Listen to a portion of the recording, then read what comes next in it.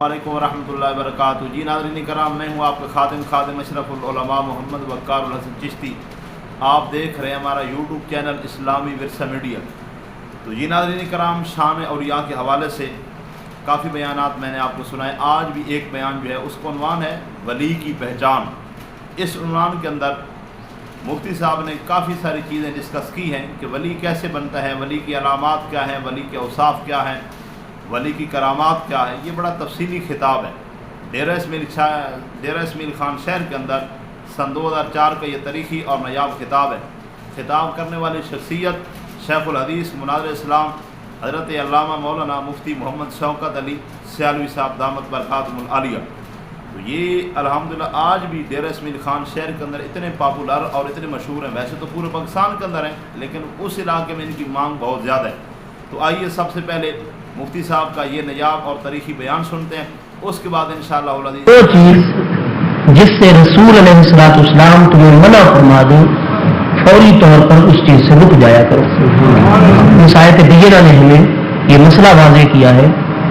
जो कुछ आकर नबी पाक अलैहिस्सलाम हमें अता फरमाएंगे, आकर नबी पाक सल्लल्लाहु अलैहि वसल्लम जिस चीज़ का हुक्म जारी फरमाएंगे, हमारे ईमान का तकाजा ये है कि आकर नबी पाक अलैहिस्सलाम जो कुछ फरमाते चले जाएं, जिस चीज़ का हुक्म देते चले जाएं, हम दिलो जान से उसको तस्लीम भी करें और उस पर अमल करने की पूरी कोशिश करें। जब आकर नबी पाक अलैहिस्सलाम के इरशाद की अहमियत को आप समझ गए, तो आकर नबी पाक अलैहिस्सलाम के जहां बहुत सारे इरशादात आलिया हैं, उनमें से एक आपका इरशाद गिरामी सही बुखारी शरीफ की दूसरी जिल्द सफ़ा 962 963 पर सही सनद के साथ मौजूद है। हज़रत अबू हुरैरा रज़ियल्लाहु अन्हु रिवायत फरमाते हैं कि सहाबा इकराम रिज़वानुल्लाहि तआला अलैहिम अजमईन की पूरी जमात में आकर नबी पाक अलैहिस्सलाम ने ये बात इरशाद फरमाई कि क़ाल अल्लाहु तआला, कि मुझे ये बात मेरे अल्लाह पाक ने इरशाद फरमाई है। मेरे दोस्तों, मेरे आका नबी पाक अलैहिस्सलाम का ज़रिया इल्म महज वही जली नहीं है। कुरान मजीद फुरकान हमीद भी मेरे आका नबी पाक सल्लल्लाहु अलैहि वसल्लम के इल्म का एक जरिया है आलम असबाब के अंदर। और वो किताब वही जली कुरान मजीद फुरकान हमीद इतनी जामे है कि कुरान पाक के 20वें पारे सूरह अन-नमल की आयत नंबर 75 में अल्लाह पाक का इरशाद गिरामी है, मा मिन गायबतिन फिस समाए वल अर्द इल्ला फी किताब मुबीन। फरमाया चाहे कोई आसमानों का गैब है या जमीनों का गैब है, वो सारे का सारा इस किताब मुबीन के अंदर हमने बयान कर दिया। अबाना युबीनो, इबानतन का माना आगे जाहिर कर देना, आगे बयान कर देना, वाज़ेह कर देना। फाहुआ मुबीनुन, मुबीन जो है तो ये इसमें फाइल का सीगा है अजवफ़ियाई से। मुबीन कहते हैं सिर्फ उसे नहीं जिस पर खुद कोई चीज जाहिर हो, हरगिज़ नहीं। मुबीन उसे कहते हैं कि जो उसकी तरफ देखे ये उस पर सारा कुछ वाज़ेह करके रख दे। अल्लाह पाक ने इस किताब को किताब मुबीन करार दिया है। ऐसी किताब है कि जो अपने अंदर पाए जाने वाले जमीनों आसमान के सारे गैबों को अपने पढ़ने और समझने वालों पर बयान करती चली जाती है, जाहिर करती चली जाती है। मा मिन गायबतिन फिस समाए वल अर्द इल्ला फी किताब मुबीन। चाहे आसमानों के कोई गुयूबात है या जमीन के कोई गुयूबात है, वो सारे के सारे किताब मुबीन के अंदर मौजूद है। लेकिन बात चूंकि मुफस्सिरीन किराम की एक जमात इस तरफ गई है कि किताब मुबीन जो यहाँ सूरह नमल की आयत 75 में बयान की जा रही है, तो इस किताब मुबीन से मुराद लौहे महफूज है। तो भी अगर इससे मुराद लौहे महफूज भी हो, यानी माना यह कर दिया जाए कि आसमानों के गैब है या जमीनों के गैब है, वो इस किताब मुबीन यानी लौहे महफूज के अंदर बयान किए गए हैं, तो कुरान मजीद फुरकान हमीद की अजमत क्या है। तो आप इस बात को समझने के लिए कुरान पाक के 11वें पारे सूरह यूनुस की आयत नंबर 37 का मुताला फरमाइए।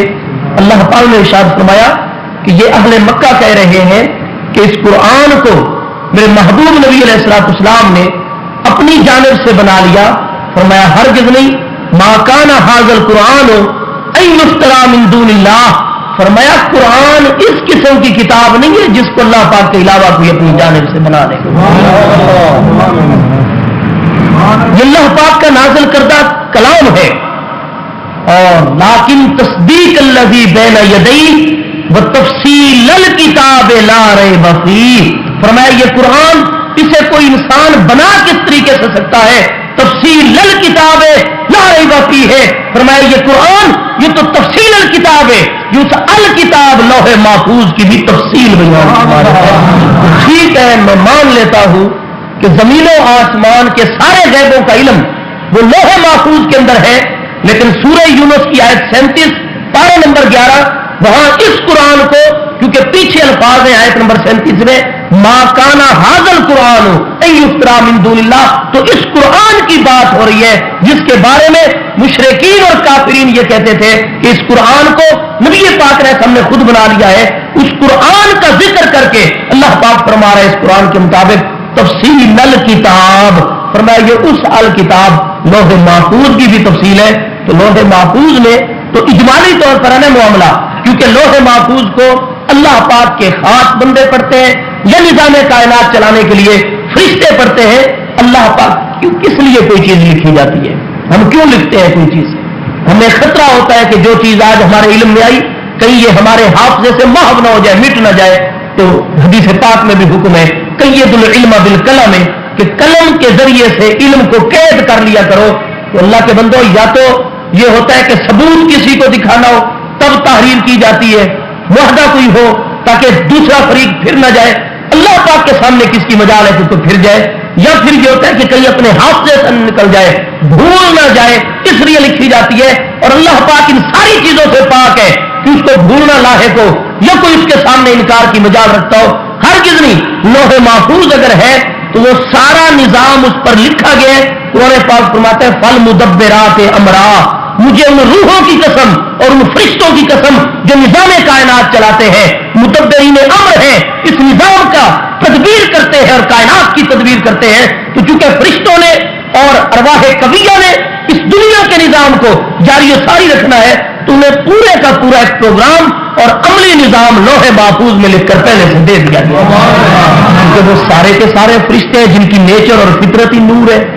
مسلم شریف کتاب الخلق صحیح سند سے حدیث پاک ہے، میرے آقا نبی پاک علیہ السلام نے فرمایا خلقت الملائکۃ من نور، سارے کے سارے فرشتے نور میں سے بنائے گئے ہیں اور انہیں اللہ پاک کا خاص قرب حاصل ہے. یا ارواح قویہ تو وہ بھی اتنی جامع قسم کا ایک علم رکھتی ہے کہ انہیں تو لوح محفوظ کے اشارات ہی پورے سال کی تفصیل کو سمجھنے کے لیے کافی ہے. قرآن یہ بتاتا ہے کہ لوح محفوظ میں زمین و آسمان کے سارے علوم ہیں، لیکن وہاں اجمالی طور پر ہے، اشارات کے ذریعے سے ہے.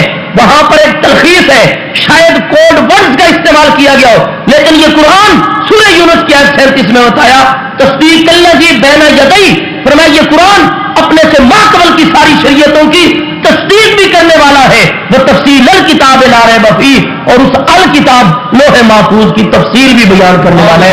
تو لوح محفوظ میں تو مختصر ہے زمین و آسمان کے غیب، لیکن قرآن میں پوری ڈیٹیل اور تفصیل کے ساتھ. میرے دوستو، ایک ذریعہ میرے آقا نبی پاک علیہ السلام کے علوم کا وحی جلی قرآن مجید ہے جس میں تفصیل کے ساتھ سارا کچھ موجود ہے. لیکن مت سمجھیے کہ میرے آقا نبی پاک علیہ السلام کے علوم کا ذریعہ صرف قرآن ہے. آج کچھ لوگوں کو سمجھ نہیں آتی. ہمارے اکابرین نے جو کتابوں کے اندر یہ لکھا کہ نبی پاک علیہ السلام کا علم صرف قرآن کے اندر بند نہیں ہے، تو کئی دوستوں کو سمجھ نہیں آتی، علم کے دعوے داروں کو سمجھ نہیں آتی. وہ کہتے ہیں دیکھو جی قرآن کے علاوہ بھی یہ نبی پاک علیہ السلام کے علم کا ذریعہ تسلیم کرتے ہیں. خدا کے بندو، اٹھاؤ اللہ پاک کا پیارا کلام سورہ نجم. اللہ پاک نے ارشاد فرمایا فَأَوْحَىٰ إِلَىٰ عَبْدِهِ مَا أَوْحَىٰ، فرمایا جب ہمارا محبوب علیہ السلام ہماری بارگاہ میں مقام دنا فتح اللہ فکانہ کعبہ قوسین او ادنا کی عظمتوں پر فائز ہوا تو اوحا الی عبدہ ما اوحا، وحی کی، کلام کیا جو کچھ اللہ پاک نے اپنے اس پیارے محبوب بندے سے کلام کیا، اس کی کوئی ڈیٹیل اور تفصیل وحی جلی کے اندر موجود نہیں ہے. جبریل امین علیہ السلام بھی اس سے بے خبر ہیں، میانے محب و محبوب رمزیز کرامن کاتبی را ہم خبر نیز جبریل امین علیہ السلام کے علم میں بھی نہیں ہے۔ میرے دوستو وہاں جو کچھ اللہ پاک نے اپنے پیارے محبوب نبی علیہ السلام پر نوازشات فرمائی وہ قرآن مجید فرقان حمید وحی جلی سے ہٹ کر ہے۔ ایک بات، دوسرا صحیح بخاری شریف کی یہ جو حدیث پاک میں نے پڑھی ہے، دوسری جلد صفحہ 962 اور 963 پر، یہاں بھی بخاری شریف میں اس کے علاوہ کتنی احادیث ہے، مسلم شریف میں کتنی احادیث ہے، سیاستہ کی کتابوں کو دیکھو تو کتنی احادیث ہے، باقی 150 احادیث کا مجموعہ اسے دیکھ لیا جائے، صرف ایک مسند امام احمد ایسی کتاب ہے جس میں 40,000 احادیث سے زیادہ موجود ہے۔ میرے دوستو وہاں اتنا بڑا ذخیرہ موجود ہے جس کو حدیث قدسی کہا جاتا ہے، نہ جبریل علیہ السلام درمیان میں ہوتے ہیں، نہ کوئی اور واسطہ اور ذریعہ ہوتا ہے۔ میرے آقا فرماتے ہیں یقولو اللہ تعالی لی یا قالا لی اللہ تعالی، فرمایا درمیان میں جبریل بھی نہیں تھا، اللہ پاک براہ راست میرے ساتھ کلام فرما رہا تھا اور مجھے یہ بات ارشاد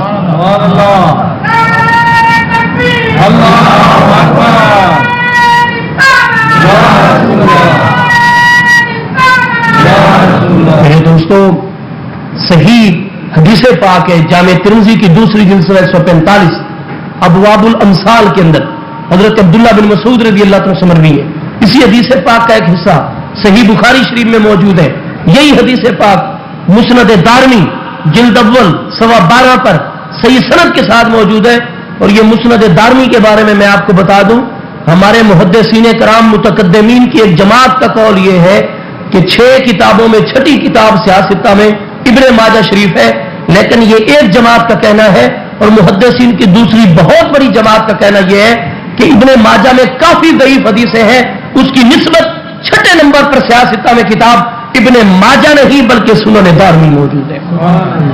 یہ امام ابو عبداللہ الدارمی علیہ رحمت جو ہے امام بخاری علیہ رحمت سے 1 سال پہلے فوت ہوئے تھے 255 سنہ ہجری کے اندر۔ یہ کتاب مختصر ہے 2 جلدوں میں اور اردو ترجمہ بھی اس کا ہو چکا ہے۔ اردو ترجمہ دونوں جلدوں میں تقریباً 300-350 روپے کا ملتان شریف میں بھی مل رہا ہے۔ ہمارے پاس بیروت کا ایڈیشن بھی موجود ہے عربی کا دونوں جلدوں کا، پاکستان میں بھی شائع ہوا ہے، پاکستان کا ایڈیشن بھی موجود ہے، اردو تراجم بھی اس کے موجود ہے، تعلیقات اور حواشی بھی ہمارے پاس موجود ہے۔ بیروت کے ایڈیشن پر سنن دارمی پہلی جلد 12 پر میرے آخر بھی یہ پاک علیہ الصلوۃ والسلام کے متعلقات کے بیان میں صحیح سند سے یہ حدیث موجود ہے۔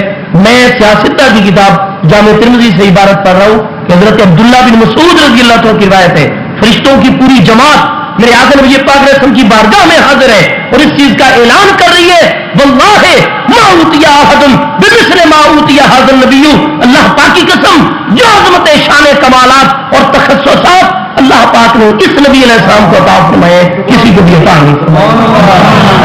میرے دوستو جب انبیاء کرام علیہ الصلوۃ والسلام ان تخصصات سے الگ ہیں، انبیاء کرام کو وہ شان نہیں ملی جو میرے مصطفیٰ کریم علیہ السلام کو ملی ہے، تو حضرت جبریل علیہ السلام جو قرآن پاک کو لے کر آنے والے ہیں، اگر جبریل علیہ السلام کو دیکھ لیں اور ادھر حضرت آدم علیہ السلام کو دیکھ لیں، آدم علیہ السلام اللہ پاک کے نبی ہیں، اللہ پاک کے رسول ہیں، ابو بشر علیہ السلام ہے، ہاں جی، اور حضرت جبریل علیہ السلام سید الملائکہ ہے۔ لیکن میں پھر عرض کروں اکیلے جبریل کی نہیں، سارے فرشتوں کی بھی بات کر دینا تو اللہ پاک ارشاد فرماتے ہیں علم آدم الاسماء کلھا، اللہ پاک نے اس کائنات کے تمام حقائق کا علم حضرت آدم علیہ السلام کو دیا، ثم عرضهم على الملائکہ، پھر وہ ساری کائنات کے معاملات سارے کے سارے فرشتوں الملائکہ پر پیش کیے۔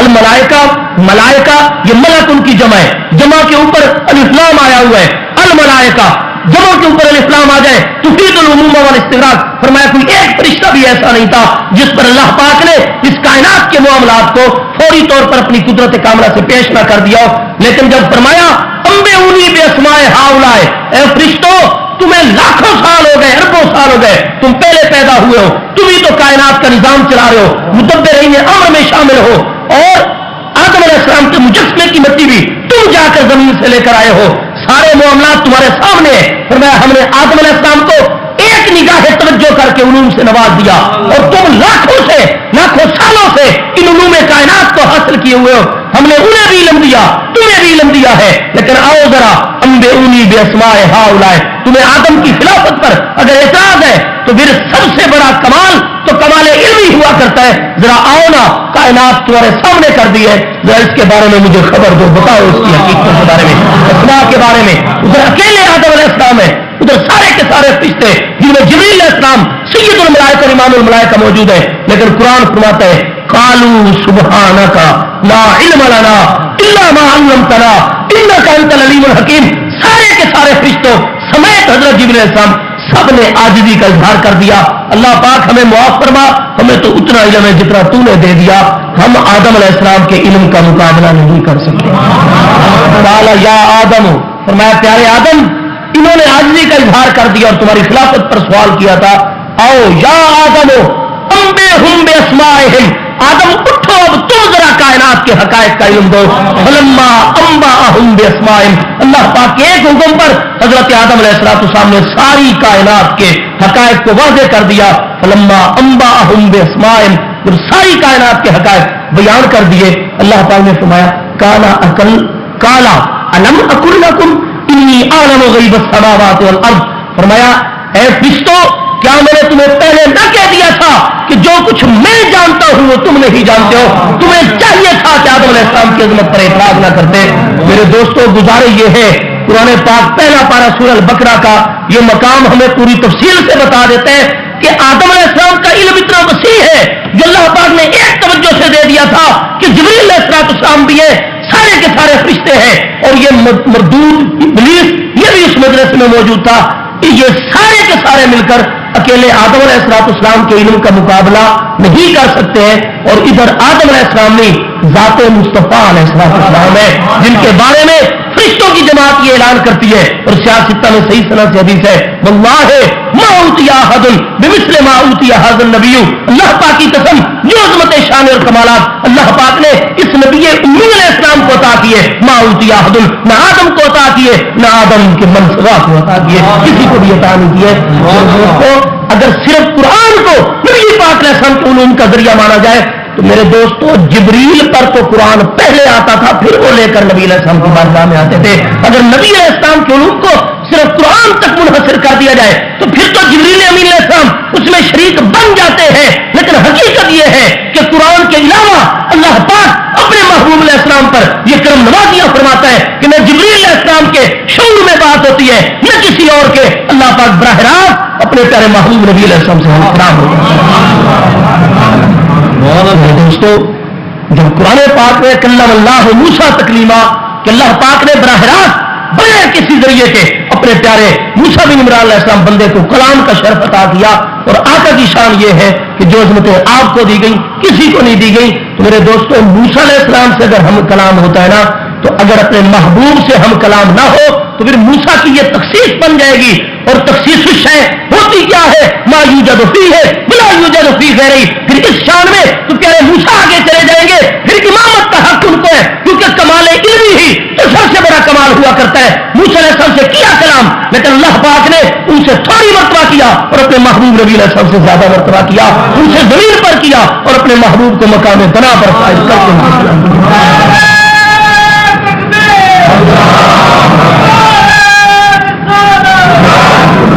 آقا نبی پاک صلی اللہ تعالی علیہ وسلم سے جو اللہ پاک نے کلام فرمایا، اللہ پاک کا کلام ان چیزوں پر نہیں ہوتا کہ میرے محبوب بتائیے آپ کی طبیعت کیسی ہے اور گزارا کیسے چل رہا ہے، صحت وغیرہ ٹھیک ہے، گھر والے بچے بیوی سب ٹھیک ہے۔ اللہ پاک کا کلام ان چیزوں پر مشتمل نہیں ہوتا، وہ تو علیم و خبیر ہے جی۔ اور قرآن پاک یہ بھی بتاتا ہے میرے محبوب نبی علیہ الصلوۃ والسلام انکا بِأَعْیُنِنَا، محبوب آپ تو ہر وقت ہماری آنکھوں میں رہتے ہیں۔ اللہ پاک آنکھوں سے پاک ہے، مراد اس سے وہ نتیجہ ہے جو آنکھ کا ہوا کرتا ہے، یعنی دیکھنا۔ انکا بِأَعْیُنِنَا، محبوب آپ تو ہر وقت ہماری نگاہوں میں، ساری کائنات اس کی نگاہوں میں نہیں ہے۔ مقام مدح میں جب تخصیص آ جایا کرتی ہے نا، جہاں تمیم کا کلمہ موجود ہو تو پھر وہاں پر عظمت اور رفعت کا بیان ہوا کرتا ہے۔ فرمایا ساری کائنات اور ساری مخلوقات میری احاطہ نگاہ کے اندر ہے، لیکن جس قسم کی نگاہ میں اپنے محبوب پر کرتا ہوں کسی پر نہیں کرتا ہوں۔ میرے دوستو، میرے آقا نبی پاک صاحب نولاب صلی اللہ تعالی علیہ وسلم سے جو اللہ پاک ہم کلام ہوتا ہے تو وہ طبیعتیں نہیں پوچھی جاتی، وہ تو ہر وقت اللہ پاک کے علم اور اللہ پاک کی نگاہوں میں ہے۔ میرے آقا نبی پاک علیہ السلام وہاں جو بھی کلام ہوتا ہے تو میرے آقا نبی پاک علیہ السلام کے لیے علم کے دریا بہا دیے جاتے ہیں۔ اللہ پاک اپنی شان کے مطابق نوازش کرتا ہے، اور میرے مصطفیٰ علیہ السلام کو اللہ پاک نے جو قلب اور ظرف دیا ہے، میرے آقا بھی اللہ تعالیٰ کی عطا سے اسی ظرف اور شان کے مطابق سارا کچھ وصول کرتے چلے جاتے ہیں۔ انہی میں سے ایک بات یہ ہے، بخاری شریف کی دوسری جلد 962 اور 963 پر قال علی اللہ تعالی، اے میرے صحابہ کرام، اللہ پاک نے مجھ سے ارشاد فرمایا ہے کہ ما تقرب الی عبدی بشیء احب الی مما افترضت علیہ۔ میرے محبوب نبی علیہ السلام، میں اللہ پاک یہ بتاتا ہوں کہ جو چیزیں میں نے اپنے بندے کے اوپر فرض کی ہوئی ہیں تو سب سے زیادہ مجھے وہی چیزیں محبوب ہوتی ہیں مما افترضت علیہ، جو میں اپنے بندے پر فرض قرار دے دیتا ہوں۔ یہ تو ہماری سستی ہے نا، ہم فرائض کی پابندی نہیں کرتے، حالانکہ اللہ پاک اس حدیث میں، اس حدیث قدسی میں اللہ پاک اپنے محبوب علیہ السلام سے یہ فرما رہا ہے کہ ما تقرب الی عبدی بشیء احب الی مما افترضت علیہ۔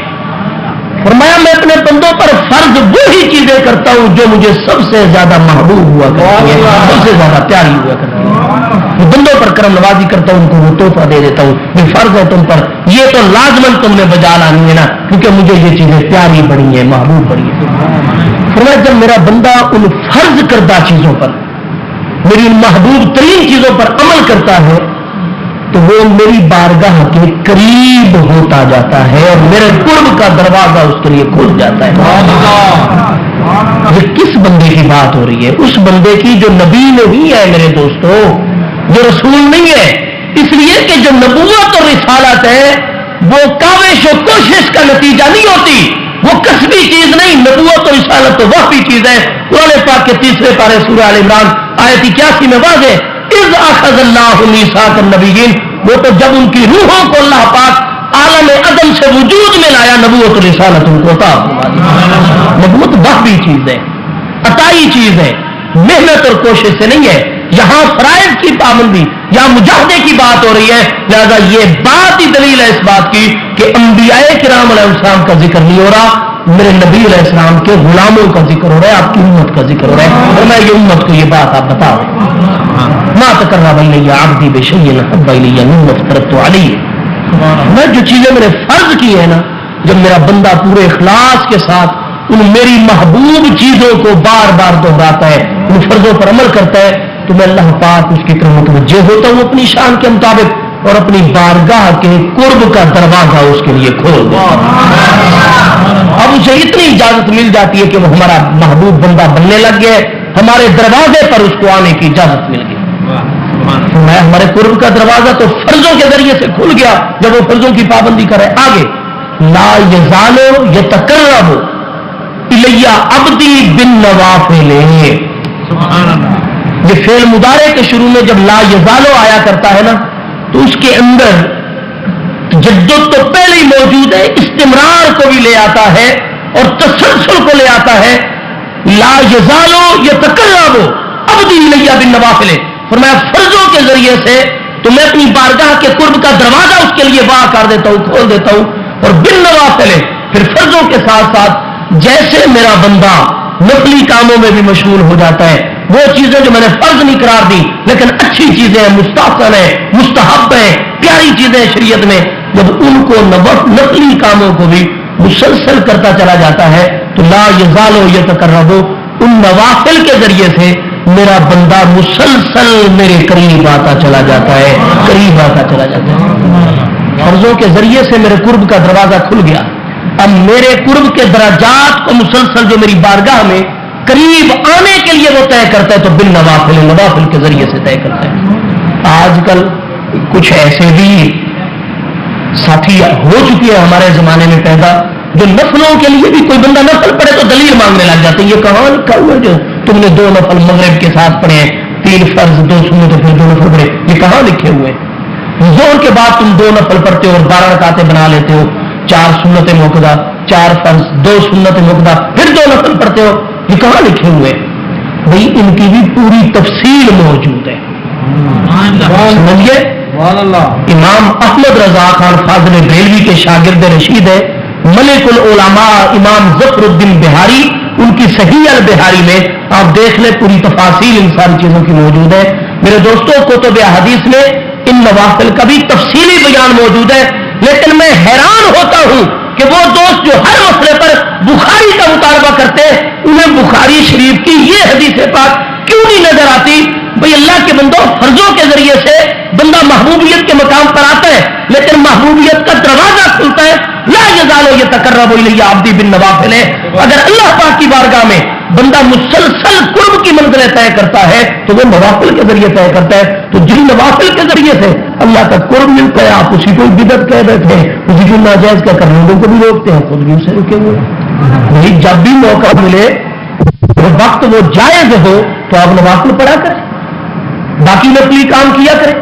سورج طلوع ہو رہا ہو 20 منٹ کا دوران ہے, سورج نصف النہار پر ہو, سایہ اصلی ظاہر ہونے تک ڈھلنے تک 20 منٹ کا کم و بیش دورانیہ ہے.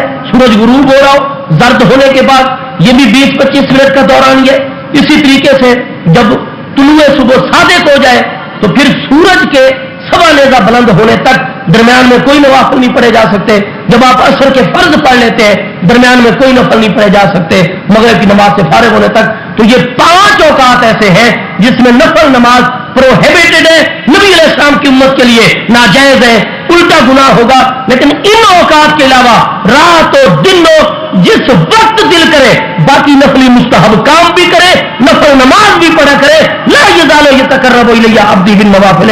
اور میں فرائض کے ذریعے سے میں قرب کا دروازہ کھولتا ہوں. ہاں, میری بارگاہ میں وہ قرب کی منازل طے کرتا ہے تو نفلوں کے ذریعے سے طے کرتا ہے. میں میرے محبوب علیہ السلام, میں اللہ پاک آپ کو بتا رہا ہوں کہ میرا وہ بندہ جو فرائض کی بھی پوری پابندی کرتا ہے, نوافل کو بھی مسلسل جاری رکھتا ہے, میرے قریب لا یزال یتقرب الی, وہ میرا بندہ میرے قریب ہوتا چلا جاتا ہے, فرض اور نفلوں کی پابندی سے ہوتا چلا جاتا ہے. یہ آج کل کئی لوگ کہتے ہیں کہ اچھا ٹھیک ہے جی, یہ کام کہ جس کے بارے میں شریعت محض مستحب اور مستحسن کہہ رہی ہے, آپ اس کو پھر بار بار نہ کیا کرو. جمعے کے بعد ہمیشہ پڑھتے ہو مصطفیٰ جان رحمت پہ لاکھوں سلام, ٹھیک ہے جی کتاب و سنت میں منع نہیں, لیکن آپ تو ہر جمعے کو پڑھنے لگ جاتے ہو, ہر مجلس کے بعد پڑھنے لگ جاتے ہو کھڑے ہو کر. تو یہ ایک مستحب کام ہے, اس کو چھوڑ بھی دیا کرو.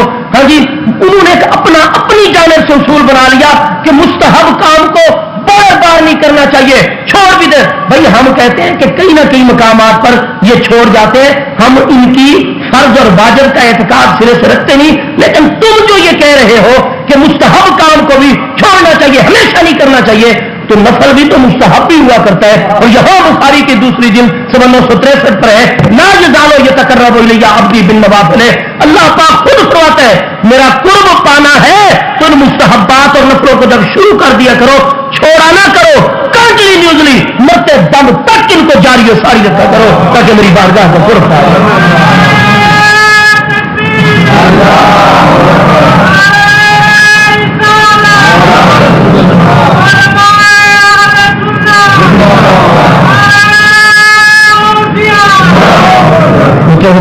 فرمایا فرضوں کی پابندی کرتا ہے, نفلوں کی پابندی کرتا ہے, میرے قریب آتا چلا جاتا ہے, قریب حتی احببتہ, وہ اتنا میری بارگاہ کے میرا بندہ قریب آ جاتا ہے یہاں تک کہ میں اپنے اس بندے سے محبت کرنے لگ جاتا ہوں. یہ بندہ جو بار بار میری بارگاہ میں آ رہا ہے, فرضوں کی پابندی کر رہا ہے, نفلوں کی پابندی کر رہے ہیں, فرمایا میری بارگاہ سے اس کو کچھ عطا نہ ہو, یہ میری شان کریمی کی خلاف. بندے کو استقامت اختیار کرنی چاہیے. ہار نہ ہمت در سجنا تے آئی جا, کدے تے پوچھن گے کون کنڈا کھڑکائی جا.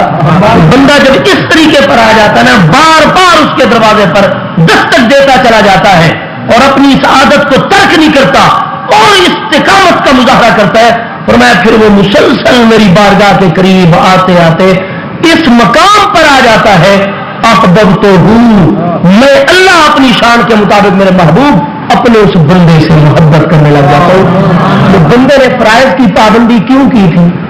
بندے نے نفلوں کی پابندی کیوں کی تھی؟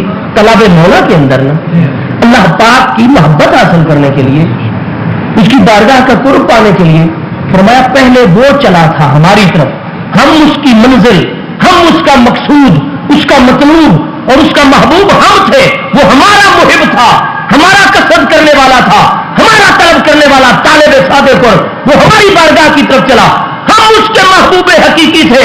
فرمایا ہم محبوب تھے، وہ محب تھا، لیکن جب ہماری بارگاہ کے فرض و نفلوں کے ذریعے سے قریب ہوا، اب معاملہ ہی بدل گیا، حتیٰ احببتہ، اب وہ محبوب بن گیا، ہم اس کے محب بن گئے، وہ ہمارا مطلوب بن گیا۔ پتا چلا کہ بندے کے احوال میں تبدیلی آتی ہے۔ یہ جو کہتے ہیں نا کہ بندے سارے ہی برابر، بھائی ہے تو سب بھی اللہ پاک کی مخلوق، وہ خالق کل شیء، قرآن پاک، بھائی سب کا خالق کون ہے؟ اللہ پاک جل شانہ۔ الحمدللہ رب العالمین، سب عالمین کا رب کون ہے؟ اللہ پاک ہی۔ معلوم ہوا بندہ اللہ پاک کی بارگاہ میں درجات طے کرتا ہے، اور بندے کی اس طرح حالت میں تبدیلی آتی ہے کہ پہلے وہ اللہ کی بارگاہ کا قصد کرنے والا ہوتا ہے، اللہ پاک کا طالب ہوتا ہے، طالب المولا ہوا کرتا ہے، اور ایسی منزل ہے جہاں بندہ فائز ہو جاتا ہے اس کی دی توفیق رحمت اور فضل و کرم سے کہ احببتہ، اب بندہ محبوب بن گیا، میں اس کا محبوب بن جاتا ہوں۔ رانجھا رانجھا کر دی نی میں آپے رانجھا ہوئی، وہ تو رانجھا مطلوب تھا، لیکن اس کے نام کا ورد کرتے کرتے اور اس کی محبت میں راحت سکون ہر ایک چیز کو تج کر دیا، اور اس طریقے سے مقام فنا پر پہنچا کہ وہ رانجھا رانجھا کرتی اور وہ سامنے والی ہیر میں تبدیل ہو گئی، رانجھا بن چکی ہے، یہ محبوب بن گئی ہے۔ وہ سامنے جو محبوب تھا وہ اب محب بن گیا ہے۔ میرے دوستوں فرمایا ہاں میری بارگاہ میں میری شان کے مطابق بندے کا یہ معاملہ آتا ہے، حتیٰ احببتہ، یہاں تک کہ میں اللہ پاک اس سے محبت کرنے لگا۔ اب اس بندے کا کتنا مقام ہے جس کو اللہ پاک چاہنے لگ گیا ہے، اللہ پاک پسند کرنے لگ گئے، اللہ پاک اپنی شان کے مطابق اس سے محبت کرنے لگ گیا ہے۔ فرمایا میرے محبوب علیہ السلام یہ بات بھی امت کو بتائے کہ فَإِذَا أَحْبَبْتُهُ، پھر جب میں اللہ پاک اپنی شان کے مطابق اپنے کسی بندے سے محبت کرنے لگ جاتا ہوں تو فرمایا پھر میری محبت کے کچھ تقاضے ہوتے ہیں، وہ سب کچھ چھوڑ کر میری طرف آیا اور میں اسے خالی کا خالی رکھوں، یہ کریموں کی شان کے خلاف، میری بارگاہ میں آ گیا، سب کو چھوڑ کر آ گیا، فرض و نفلوں کی اس نے پابندی کی، میری بارگاہ میں مقام محبوبیت پر آیا، تو محبوبیت کے مقام پر آنے سے پہلے جیسے وہ تھا اگر میرا محبوب بننے کے بعد بھی اسی طرح رہے، خالی کا خالی رہے، تو میرے ساتھ تعلق اور محبت کا فائدہ اس کو کیا حاصل ہوا؟ یہ جو ایک کانسیپٹ عام کیا جا رہا ہے کہ یہ کیا کر سکتے ہیں، اور تقویت الایمان میں شاہ اسماعیل دہلوی صاحب نے جو مسئلہ کے اہل حدیث کے بھی اور آج مسئلہ کے دیوبند کے بھی امام الائمہ شمار ہوتے ہیں، انہوں نے جو تقویت الایمان صفحہ 25 پر لکھا کہ جس کا نام محمد یا علی ہے وہ کسی چیز کا مالک و مختار نہیں ہو سکتا، یہ عالم دین ہے۔ کیا اللہ پاک نے نہیں بتایا کہ میرے محبوب کو اس عامیانہ طریقے پر نہ یاد کرنا جیسے آپس میں ایک دوسرے کو کرتے ہیں؟ کہاں قرآن چلا جاتا ہے اس وقت جب یہ توحید کا درس دے رہے ہوتے ہیں؟ جس کا نام محمد یا علی ہے صلی اللہ تعالی علیہ وسلم ورضی اللہ عنہ کرم اللہ تعالی وجہ الکریم، سیدنا علی پاک کا نام لیا، اتنے صوفیانہ اور خشک طریقے سے میرے مصطفیٰ علیہ السلام کا نام لیا، بالکل خشک طریقے سے لیا، نہ حضرت کہا نہ درود شریف پڑھا۔ ان کے مولوی کا نام اگر صرف نام ہی لے دیا جائے ان کے تیور بدلنے لگ جاتے ہیں، غصہ آنے لگ جاتا ہے، کیفیات میں تبدیلی آتی ہے۔ اور اللہ تعالیٰ تمہیں عقل دے، تم جتنی اپنے مولوی صاحب کے نام پر غیرت کا مظاہرہ کرتے ہو کبھی میرے مصطفیٰ علیہ السلام کے بارے میں وہ تو ایک بندے کی بجائے سیدنا علی پاک کرم اللہ تعالی وجہ الکریم جو امام الامت ہے، امام العارفین ہے، امام الاولیاء ہے، امام العلماء ہے، ان کا نام لیا صرف علی کہا، میرے آقا بھی یہ پاک رسم کا نام لیا صرف محمد کے دیا صلی اللہ علیہ وسلم۔ یہ صاحب یہ بتاتے ہیں تقویت الایمان میں کہ جس کا نام یہ ہے وہ کسی چیز کا مالک و مختار ہی نہیں ہے، ہاں جی، ان کا کوئی مقام ہے ہی نہیں۔ آپ دیکھیں پورے تسلسل سے اس پیرے کو وہ ظاہر یہ کرنا چاہتے ہیں کہ ان مولوی صاحب کے ہاتھ میں تو پھر بھی کچھ نہ کچھ موجود ہے لیکن ان ہستیوں کو کچھ نہیں حاصل ہوا. اور ان کی اپنی شان دیکھنی ہو خود ان کے قلم سے تو پھر ان کی کتاب صراط مستقیم پڑھ لو. میرے دوستوں میں عرض یہ کروں گا, اللہ تعالیٰ فرماتا ہے فَإِذَا أَحْبَبْتُهُ, جب میں محبت کرنے لگ جاتا ہوں نا تو جیسے میری محبوبیت کے مقام پر آنے سے پہلے بندے کا جو مقام تھا, اگر میری بارگاہ میں محبوب بن جانے کے بعد بھی اتنا ہی مقام رہے اور کوئی ترقی نہ ہو, میری طرف سے کوئی عطائیں ہی نہ ہو, تو فرمایا پھر یہ میری شان کریمی کے خلاف ہے, پھر میری محبت کا پا لینا نہ پا لینا پھر تو یہ سارا کچھ برابر ہو گیا. اور اللہ پاک اس بات کو نہیں پسند کرتا. فرمایا فَإِذَا أَحْبَبْتُهُ, جب میں اسے محبت کرنے لگ جاتا ہوں, اتنا قرب عطا کر دیتا ہوں, كُنْتُ سَمْعَهُ الَّذِي يَسْمَعُ بِهِ, میں اس کے کان بن جاتا ہوں جن کے ذریعے سے سننے لگتا ہوں. یسمعُ فعل مضارع ہے, بہی با یہاں پر استعانت کا موجود ہے, ذریعے کا موجود ہے. كُنْتُ سَمْعَهُ الَّذِي, میں اپنے اس بندے کے, وہ میری بارگاہ میں مقام قرب پر آ گیا ہے, میں اس سے محبت کر رہا ہوں. كُنْتُ سَمْعَهُ الَّذِي يَسْمَعُ بِهِ, میں اس کے کان بن جاتا ہوں جن کے ذریعے سے سننے لگ جاتا ہوں. وَكُنْتُ بَصَرَهُ الَّذِي يُبْصِرُ بِهَا, میں اس کی آنکھیں بن جاتا ہوں جن کے ذریعے سے وہ دیکھنے لگ جاتا ہے. وَكُنْتُ يَدَهُ الَّتِي يَبْطِشُ بِهَا, اور میں اس کے ہاتھ بن جاتا ہوں جن کے ذریعے سے پکڑنے لگ جاتا ہے. كُنْتُ رِجْلَهُ الَّتِي يَمْشِي بِهَا, میں اس کے پاؤں بن جاتا ہوں جن کے ذریعے سے چلتا ہے. اور فرمایا وہ میرا بندہ میری بارگاہ میں اس مقام قرب پر آ گیا, اس کا یہ مقام ہوتا ہے کہ وہ محبوب ہے. لَإِن سَأَلَنِي لَأُعْطِيَنَّهُ, وہ میرا محبوب بن گیا. لَإِن سَأَلَنِي, وہ جو کچھ مجھ سے طلب کرتا چلا جاتا ہے, لَأُعْطِيَنَّهُ, میں ضرور اس کو پھر عطا کرتا چلا جاتا ہوں. وَلَئِنِ اسْتَعَاذَنِي لَأُعِيذَنَّهُ, وہ مجھ سے پناہ طلب کرے میں فوراً اس کو پناہ عطا کر دیتا ہوں. اور فرمایا میں سبحان ہوں, میں ہر عیب سے پاک ہوں. یہ صحیح بخاری شریف کی دوسری جلد کتاب الرکاب صفحہ 962 963 کی پوری حدیث قدسی ہے, جس کو حضرت ابو ہریرہ رضی اللہ عنہ کے مبارک الفاظ میں نے بیان کیا, جو انہوں نے آ کر یہ فاقہ سنا. اب فرمایا جب میں محبت کرنے لگ جاتا ہوں میں اس کے کان بن جاتا ہوں جن کے ذریعے سے سنتا ہوں. یہ حدیث پاک ہم تک پہنچی ہے متعدد محدثین اکرام کے ذریعے سے. میں نے آپ کے سامنے امام بخاری کے الفاظ پڑھے. جو دوست بخاری شریف کا نسخہ بھی علم میں رکھتے ہیں وہ حاشیے پر وہ نون کی علامت یہاں پر دیکھتے ہیں. وہ فی روایت, اور ایک اور روایت میں ہے کنت لسانہ الذی ینطق بہ, میں اس کی زبان بن جاتا ہوں جن کے ذریعے سے وہ بولتا ہے. میرے دوستو یہ فی روایتن کا کلمہ جو اوپر نسخے کی ایک فرق تو بتا رہا ہے, معلوم یہ ہوا یہ حدیث محض ایک روایت سے نہیں بہت ساری روایتوں سے مروی ہو کر ہر صدی کے علماء نے اس کو قبول کیا. یہ کنہوں نے بیان کی؟ امام بخاری رحمۃ اللہ تعالیٰ نے, جن کو امیر المومنین فی الحدیث کہا جاتا ہے. جب اتنے عظیم قسم کے, بھائی جتنا امام بخاری صاحب کا علم ہے آج کسی کا علم ان کے برابر ہو سکتا ہے؟ نہیں ہو سکتا نا.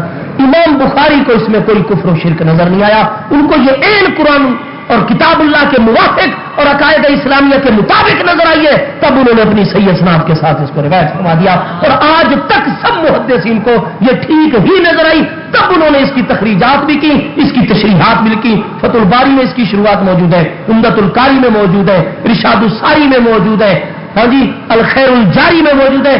جتنی بخاری کی شروعات ہے سب کے اندر اس کے بارے میں فرمایا. میں اس کے کان بن جاتا ہوں بندے کے جسم و بھی جن کے ذریعے سے وہ سنتا ہے. میں اس کی زبان بن جاتا ہوں جس ذریعے سے وہ بولتا ہے. میں اس کے ہاتھ بن جاتا ہوں جس کے ذریعے سے پکڑتا ہے. میں اس کی نگاہ بن جاتا ہوں جس کے ذریعے سے دیکھتا ہے. تو کیا اللہ پاک بندے کے اندر آ جاتا ہے اور بندے سے وہ افعال صادر ہوتے ہیں؟ نہیں میرے دوستو, یہ تو حلول والا نظریہ ہوگا اہل سنت و جماعت. اور اہل سنت و جماعت کی جب اصطلاح بولی جائے تو آج والے اہل سنت مراد نہیں ہوتے, ہم اور عام مراد نہیں ہوتے. اس سے مراد 3ری 4تھی صدی ہجری تک کے علماء مراد ہوا کرتے ہیں اہل سنت و جماعت. اہل سنت و جماعت کے ائمہ کے ہاں, ہمارے ائمہ اور اکابرین کے ہاں اللہ پاک کے بارے میں یہ نظریہ رکھنا کہ اللہ پاک کی ذات بابرکات کسی کے اندر سما گئی ہے, اس کو حلولی نظریہ کہتے ہیں اور یہ گمراہی ہے, یہ دلالت ہے. ہم حلول کے قائل نہیں ہیں. اور جہاں یہ فرمایا گیا اکابرین کی عبارت کے اندر مشائخ نے اس کو روایت فرمایا کہ اللہ پاک کا ارشاد گرامی الہام کے ذریعے سے لا اسعو فی السماء والارض، کہ میں اللہ پاک ہوں، میں زمین و آسمانوں میں نہیں سماتا، بلاکن اسعو فی قلب مومن، لیکن مومن کے قلب میں سما جاتا ہوں۔ تو اس کا یہ مطلب نہیں کہ اللہ کی ذات اس کے دل میں آ جاتی ہے، نہیں، فرمایا جب میں توجہ کرتا ہوں تو میری توجہ ہاتھ کی تاب زمین بھی نہیں لا سکتی، آسمان بھی نہیں لا سکتا، لیکن قلب مومن کے اندر میں نے وہ طاقت، وہ پاور، وہ کیپیسٹی، وہ عظمت رکھی ہے کہ میری توجہ ہاتھ کی تاب اگر لا سکتا ہے تو مومن کا قلب لا سکتا ہے، میری نوازشات کو برداشت کر سکتا ہے تو مومن کا قلب برداشت کر سکتا ہے۔ اللہ پاک کسی کے کانوں میں نہیں آ جاتا میرے دوستوں، اللہ پاک پاک ہے چیزیں۔ پھر اس کا مطلب کیا ہے کہ میں اس کے کان بن جاتا ہوں، جن کے ذریعے سے سنتا ہے، میں اس کے ہاتھ بن جاتا ہوں جن کے ذریعے سے پکڑتا ہے، میں اس کی آنکھیں بن جاتا ہوں جس کے ذریعے سے دیکھتا ہے۔ میرے دوستوں اس کی وضاحت قرآن پاک کے 3 مقامات کے اندر موجود ہے۔ قرآن پاک نے فرمایا کہ پیارے موسیٰ بن عمران علیہ السلام اپنے گھر والوں حضرت اما صفورہ کے ساتھ رضی اللہ تعالیٰ عنہ، جو سیدنا شعیب علیہ السلام کی صاحبزادی صاحب ہے، وہ سفر کر رہے ہیں، شدید سردی کی رات ہے، وہ فرماتے ہیں انی آنست نارا، آپ اتنی سردی جو ہے وہ ناقابل برداشت اب وقت ہو گیا رات کا، میں آگ محسوس کر رہا ہوں، وہاں سے لے کر آتا ہوں، روشنی بھی حاصل ہوگی جس سے جنگلی درندے ادھر ادھر ہو جائیں گے، اور اس سے حرارت بھی حاصل ہوگی جس کو آپ حاصل کر سکیں گی، راحت پائیں گی۔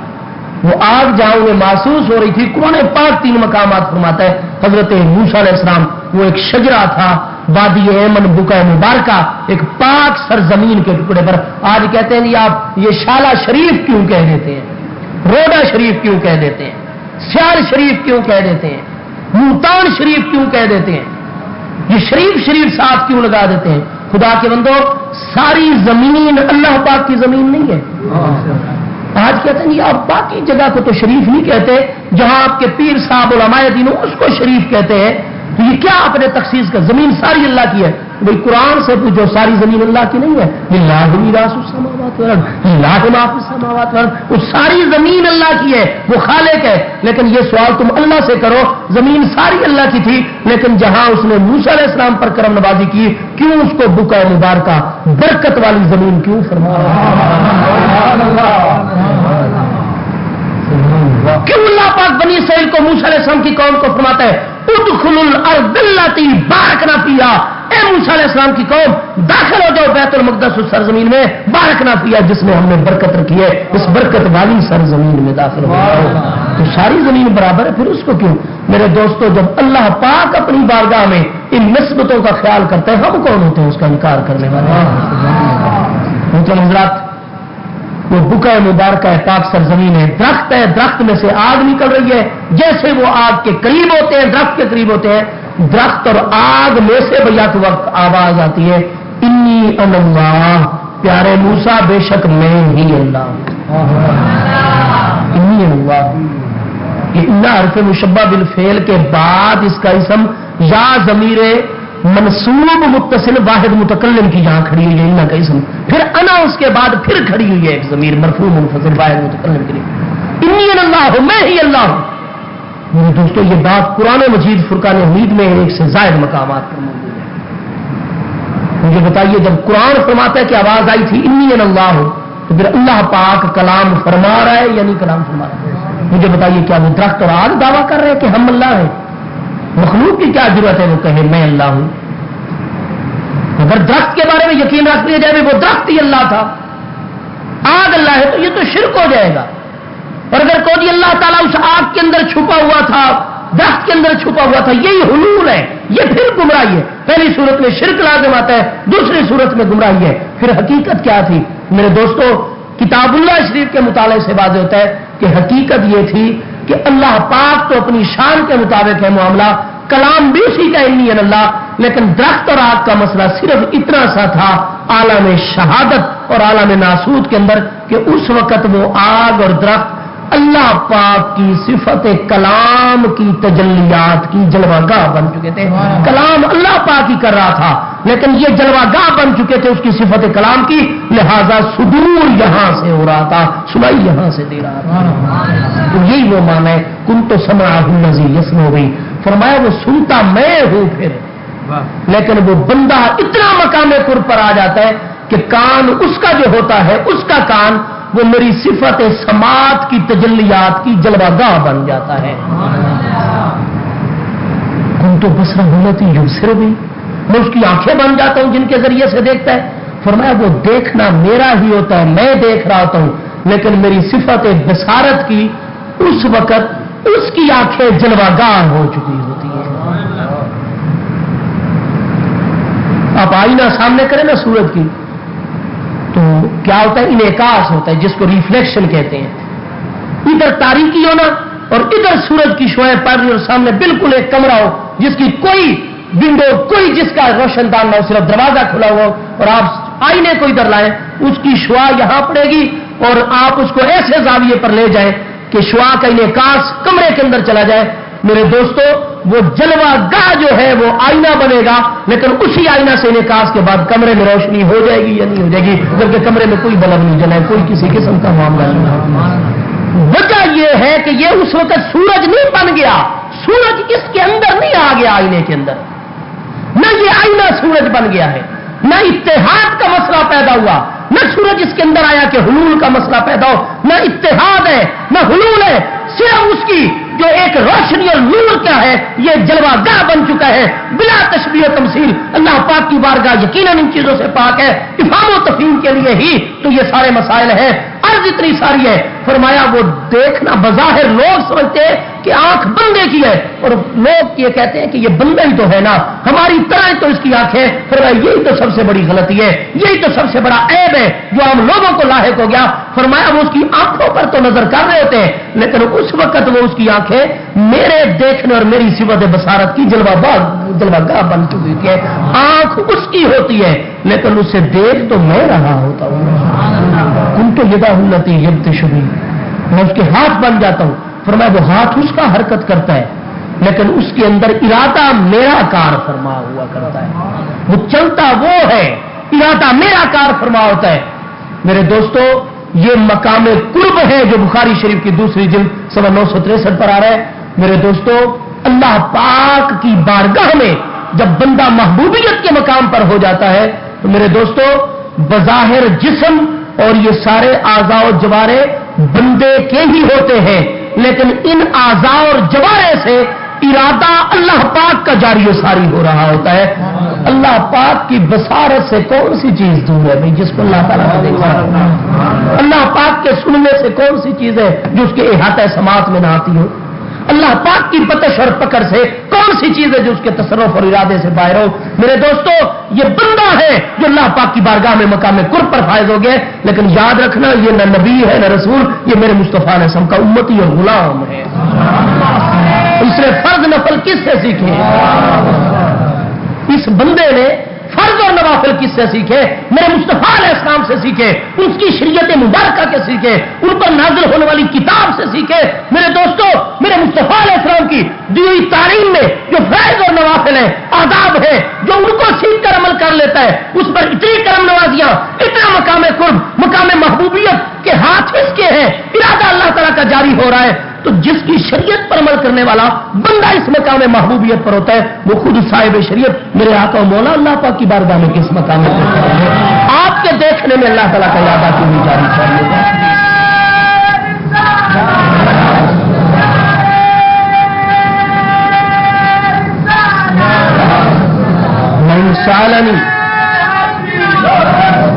انسانی لو تو یہ وہ مجھ سے مانگے میں اس کو عطا، جو کچھ مانگتا چلا جاتا ہے میں عطا کرتا چلا جاتا. وہ مجھ سے پناہ مانگے میں اس کو پناہ دے دیتا ہوں. اور فرمایا میں جب کسی کام کا ارادہ کرتا ہوں ماں تردو فی شیئن انا فاعل، میں جس چیز کا کر مجھے کوئی تردد لاحق نہیں ہوتا. کترددی النفس المؤمن، فرمایا وہ میرا بندہ جس سے میں محبت کر رہا ہوتا ہوں اپنی شان کے مطابق اور اس کو مقام محبوبیت اور مقام قرب دیتا ہوں، فرمایا اس کی آ جائے موت کا وقت، وہ یکرہ الموت، لیکن ابھی وہ مرنا نہ چاہتا ہو. وہ میرا بندہ محبوب جو ہے اس کی موت کا وقت آ گیا جناب، لیکن وہ مرنا نہیں چاہتا. فرمایا پھر یہ عام بندہ نہیں ہے کہ ان کے بارے میں فرشتوں کو اور مالکین اور مدبرین قضاء و اجل کو یہی حکم ہو کہ بھئی فیضا جا اجلہم لا یستاخرون ساعتا ولا یستقدمون. فرمایا وہ سارا عام لوگوں کے لیے یہ تو ہمارا خاص بندہ ہے، محبوب اور پیارا بندہ ہے. انا اکرہہ مساعتہ، اس کے بارے میں میرا قانون یہ جس چیز کو میرا یہ بندہ پسند کرے گا اللہ پاک اسی کو پسند کروں گا جس چیز کو یہ ناپسند کرے گا اس کے بارے میں اللہ پاک بھی اس چیز کو ناپسند کروں گا. فرمایا وہ موت کو ناپسند کر رہا ہوں تو یہ ہو کیسے سکتا ہے کہ میں اپنا اصول بدل دوں. فرمایا وہ ایک چیز کو ناپسند کر اور پھر میں اسی حکم کو جاری کروں, یہ نہیں ہو سکتا. فرمایا جب تک وہ دنیا میں اور زندہ رہنے کا ارادہ کرتا ہے میں اس کی زندگی میں اور اضافہ کر دیتا ہوں, موت نہیں اس پر جاری کرتا. یعنی جس وقت بندہ اللہ پاک کی بارگاہ میں مقام محبوبیت پر آتا ہے تو بخاری کی یہ صحیح حدیث بتاتی ہے کہ موت اور حیات کے فیصلے پھر اس کے ارادے پر رکھ دیے جاتے ہیں. یہی وہ بات ہے جس کی تلقین اقبال کرتے ہیں کہ خودی کو کر بلند اتنا کہ ہر تقدیر سے پہلے خدا بندے سے خود پوچھے بتا تیری رضا کیا ہے. میرے دوستوں اس مقام رضا مقام محبوبیت پر آ جاتا ہے کہ نہ اکرہ ہو مساعتا ہوں. اب موت اور حیات کے فیصلے اس کے ارادے پر ہوتے ہیں, اس کی خوشی اور رضا کو مد نظر رکھا جاتا ہے. بات آپ دوستوں کے ذہن میں ایک سوال پیدا ہوگا بھی ٹھیک ہے ایک بندہ ہے جو اللہ تعالیٰ کی بارگاہ میں مقام رضا پر آ گیا ہے, وہ جو کچھ مانگے گا اللہ تعالیٰ اس کو عطا کرے گا. نہیں سالن تو ٹھیک ہے وہ بندہ ہے وہ اپنی جگہ پر بیٹھا رہے اللہ اللہ کرتا رہے, وہ اللہ پاک کے ارادوں کی تکمیل کرتا رہے, اللہ تعالیٰ کی ہی تجلیات صفاتی کی جلوہ گاہ اس کے اعضاء و جوارے بن جائے, وہ کائنات کا بیٹھ کر مشاہدہ کرتا رہے اپنے معاملات چلاتا رہے. مسئلہ یہ کہ ہمیں اس کے پاس جانے کی کیا ضرورت ہے. یہ تم لوگ تو درس دیتے ہو جب اللہ پاک کا محبوب بندہ ملے تم 200 میل سے سفر کر کے اس کے پاس جاتے ہو, اس کی صحبت میں رہنے کی اجازت بیعت کے ذریعے سے لیتے ہو, معاہدہ کرتے ہو کہ وہ تمہارا خیال کرے گا, تم اس کے حقوق کی رعایت کرو گے, لمبے لمبے سفر کر کے اس کی نیت سے چلتے ہو. یہ سارا کچھ یہ کیا تم نے ٹھیک ہے وہ اللہ تعالیٰ کا بندہ ہے تم اپنی جگہ نماز روزہ کرو, اس بندے کے پاس جانے کی کیا ضرورت ہے. ناجائز ہے, درست نہیں ہے. کئی دوستوں کے ذہنوں میں یہ گمان ہوتا ہے. میرے دوستوں اگر آپ میں سے بھی کسی ساتھی کے ذہن میں یہ خیال ہے کہ جو اللہ کا محبوب بندہ ہے وہ اپنے معاملات میں مشغول ہے, تمہیں کیا ضرورت ہے کہ اپنے کاروبار روکتے ہو, سفر کی صحبتیں کرائے یہ سارا کچھ خرچ کر کے اس کی مجلس اختیار کرتے ہو, جانے کی ضرورت کیا ہے. اگر یہ سوال موجود ہو بعد میں بھی کر لینا اگر تسلی نہ ہو. آئیے اٹھائیے صحیح مسلم شریف کی دوسری جلد صفحہ 311 اہل یمن اور اہل شام کے فضائل کا بیان ہے. وہاں صحیح مسلم شریف کی دوسری جلد صفحہ 311 پر 3 سندوں کے ساتھ امام مسلم علیہ رحمت نے جو 261 ہجری میں فوت ہو رہے ہیں اور امام بخاری کے ہم سبق ہیں, انہی کی کتاب بخاری کے بعد ہی تو مسلم ہے جو سیاستہ میں شامل ہے. دوسری جلد صفحہ 311 پر 3 سندوں سے حدیث موجود ہے. میرے آقا نبی پاک علیہ وسلم نے فرمایا میرا وصال ہو جائے گا اور یمن سے ایک آدمی تعلق رکھتا ہے جس کے ساتھ تمہاری ملاقات ہوگی. میرے آقا نبی پاک وہی میں آپ کو بتا رہا ہوں نا کہ زمین و آسمان کے غیوبات تو پوری تفصیل سے اس قرآن میں اور اس کے علاوہ براہ راست بھی معاملہ ہے. میرے آقا نے فرمایا میرا وصال ہو جائے گا لیکن میں اپنے وصال کے بعد بھی مدینہ میں آنے والوں کو جانے والوں کو جس جس سے تمہاری ملاقات ہوگی میں سب کو جانتا اور پہچانتا ہوں, اس کی خبر تمہیں دے رہا ہوں. غلاموں سے جو بے خبر ہو وہ آقا کیا ہے. فرمایا تمہاری ملاقات ہوگی. اور فرمایا یقال لہو اویس بن عامر, فرمایا میں جس بندے کی بات کر رہا ہوں نا یمن کے علاقے کرن سے اس کا تعلق ہے, اس کا اپنا نام اویس ہے, اس کے باپ کا نام عامر ہے, لوگ اسے اویس کرنی کہتے ہیں اور اپنے علاقوں میں وہ مجنون کے نام سے مشہور ہے. لوگ اس کیوں اذا بکن الناس ضحکا, جب لوگ رو رہے ہو کسی مصیبت کی وجہ سے وہ ہنسنے لگ جاتے ہیں ان کو دیکھ کر, اور اذا ضحک الناس جب لوگ ہنستے ہو کسی خوشی کی وجہ سے فیبکی رونے لگ جاتا ہے, لوگ اس کو مجنون کہہ کر اس کی طرف کوئی توجہ نہیں کرتے. فرمایا اس کی تم سے ملاقات ہوگی. فرمایا اے عمر, اے علی بن ابی طالب اور اے میرے صحابہ کرام, ان استطعتم انہ لیستغفر لکم, اگر تمہاری ملاقات ہو تو میں تم لوگوں کو یہ نصیحت کر رہا ہوں بلکہ اب تو وصیت ہو گئی تاکیدی حکم ہو گیا. فرمایا جب ملاقات ہونا اگر تم لوگوں سے ہو سکے تو پوری کوشش کرنا کہ میری امت کی بخشش کی دعا اس اویس کرنی سے کروا لیں.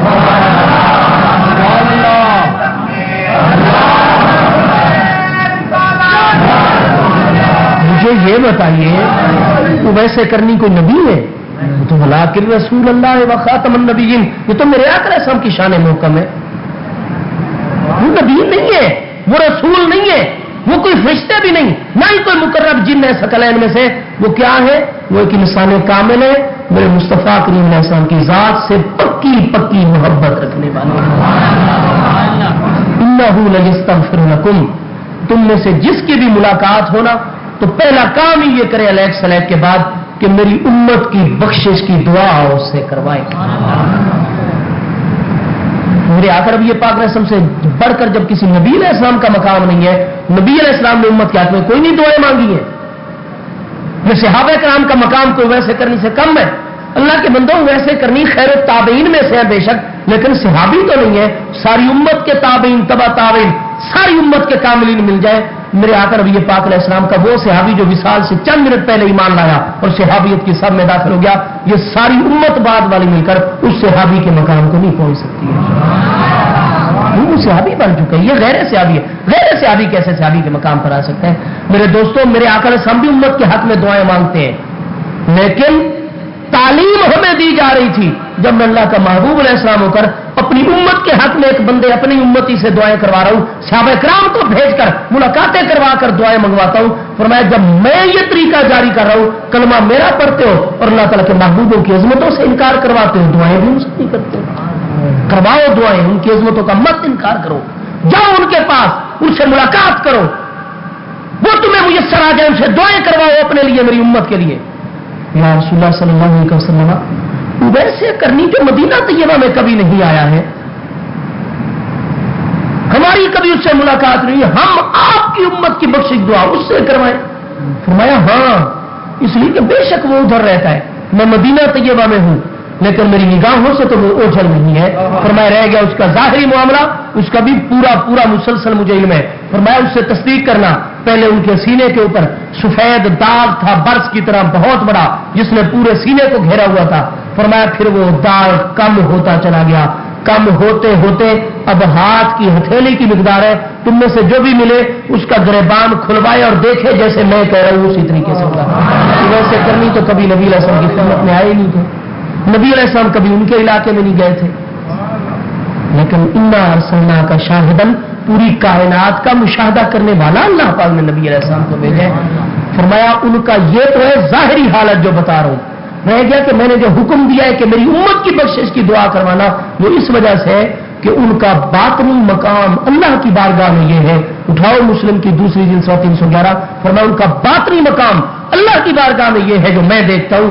فرمایا لو اقسم علی اللہ لا ابرہ، اگر ویسے کرنی اللہ پاک کی بارگاہ میں قسم اٹھا دے، یا اللہ تجھے قسم ہے تو نے اس طرح کرنا ہے، فرمایا لا ابرہ، اللہ پاک اپنی تقدیر کو بدل دے گا، لیکن ویسے کرنے کی بات کو نہیں ٹالے گا۔ جو ویس کہے گا اللہ پاک اسی طریقے، کیوں اس کا بات ہے لئن سالنی لأعطینہ، وہ جو کچھ میرا بندہ طلب کرے لأعطینہ، لام تاکید ہے، نون تاکید ثقیلہ واحد متکلم مضارع پر، لأعطینہ، جو کچھ مانگے گا میں ضرور عطا کروں گا۔ لو اقسم علی اللہ لبرہ، وہ پکے طریقے سے اللہ پاک کی بارگاہ میں عرض کر دے اور پھر اللہ پاک اس طرح کرے نا، نہیں لبرہ، وہ اپنی تقدیر بدل دے گا لیکن اویس کی بات کو نہیں ٹالے گا۔ کئی دوست کہ نہیں جی یہ تقدیریں کس طریقے سے ایک بندے کی وجہ سے بدل رہی ہیں، تقدیریں تو اللہ کے فیصلے ہیں۔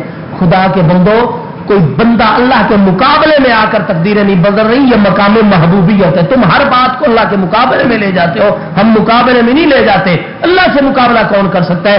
اتنی ساری گزارش ہے، اللہ پاک خود کرم نوازی ہے اپنے بندوں پر، ہمارے احباب تو وہ خود اپنی شان کے مطابق محبت ہے۔ نہیں جی یہ تقدیر کی تبدیلی والی بات سمجھ نہیں آتی بھائی، اگر آپ سمجھنے کے قریب آئیں گے تو بالکل قرآن پاک سے سمجھ آئے گی، اور اگر آپ وہی طریقہ جو مدینہ میں ایک جماعت کا تھا جن کے بارے میں آیت نازل ہوئی کہ لا یکادون یفقہون حدیثا، محبوب ان کو ہم سمجھائیں کیسے یا آپ کیسے ان کو سمجھائیں گے؟ وجہ یہ کہ لا یکادون یفقہون حدیثا، یہ سمجھنے کے قریب ہی نہیں آتے ہیں تو کوئی ان کو سمجھا کس طریقے سے سمجھے گا؟ آپ سمجھنے کے قریب آؤ، سمجھنے کی کوشش کرو۔